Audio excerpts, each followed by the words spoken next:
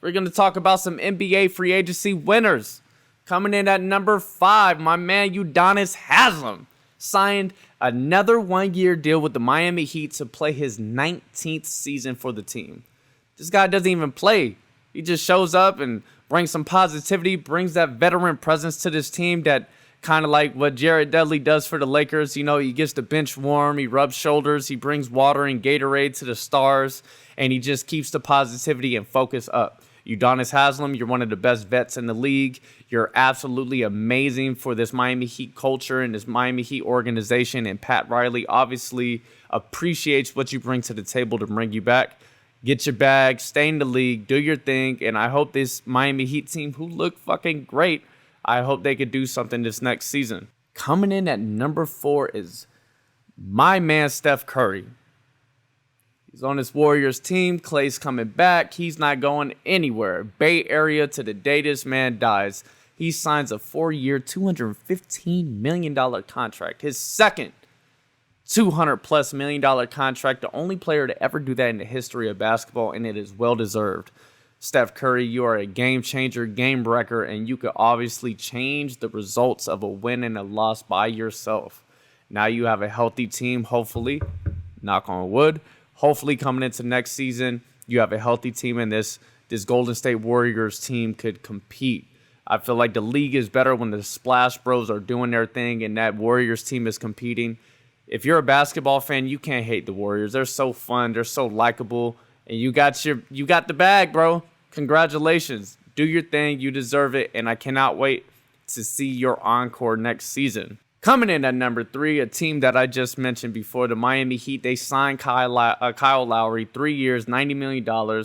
Kyle Lowry is like a mini CP3 out there competing. He's very good. He's going to bring some stability to that Miami Heat team. They got that great veteran point guard that could rebound, defend, set his team up for success, get everybody in the right position, make the three, make the crunch time shots. Kyle Lowry is that guy. He's getting up there in age, but we have not seen his play drop off that much. So if he could stay that same Kyle Lowry that he has been for that Toronto Raptors team in the last few years, this Miami Heat team looks great.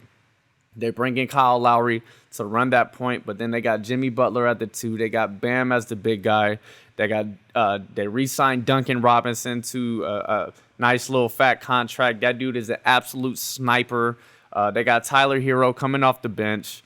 This team looks pretty damn good. And on top of that, they signed PJ Tucker, a guy that just won a championship, that gritty guy that doesn't really care about points. He's going out there and he's going to be in perfect position. He's playing great defense. He's getting in people's faces and flustering the other team. This Miami Heat team looked better than the team that just went to the championship a couple years back. I'm rooting for them. I cannot wait to see what they can do in that Eastern Conference. Coming in at number 2 is the Chicago Bulls, and rightfully so. This team deserves all the praise that they got. They went out, they signed Lonzo Ball to a 4-year, $80 million contract, a little bit less than that 4 for $85 that we initially thought. So that's even more of a win for them. And then they sign and trade DeMar DeRozan. Say what you will about this guy, but he's a bona fide basketball player. He's a great player. He was averaging like 22, 7 and 7 for that Spurs team. He went over there and Greg Popovich taught him how to be a complete player who could really affect the game in many different ways. You add Lonzo Ball and DeMar DeRozan to an already Zach LaVine-led team. Zach LaVine, he's looking for a massive contract extension, which he deserves. That dude is an absolute baller.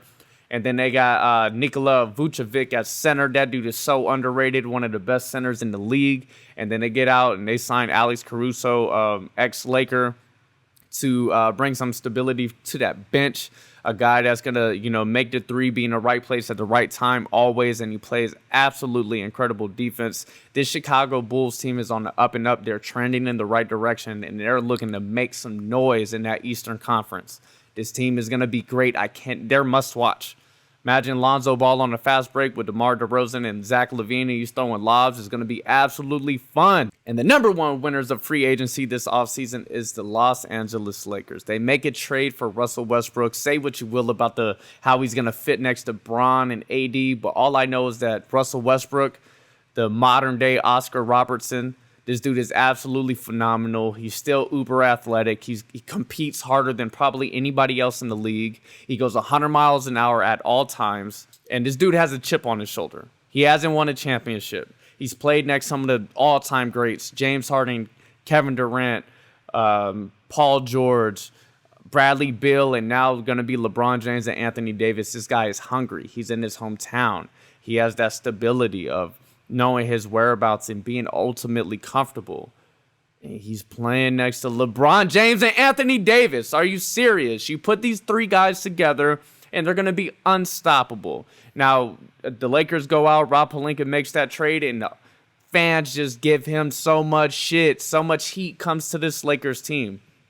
And what did he do for an encore? He went out and he signed snipers. He signed 4 guys that shot over 40% from the three-point line to bring balance to this team. He brings Dwight Howard back in to be that tough guy, that guy that's going to get in people's faces, that a guy like similar to PJ Tucker that's going to do the dirty work. He's going to get the boards. He's going to catch lobs. He's going to play immaculate defense.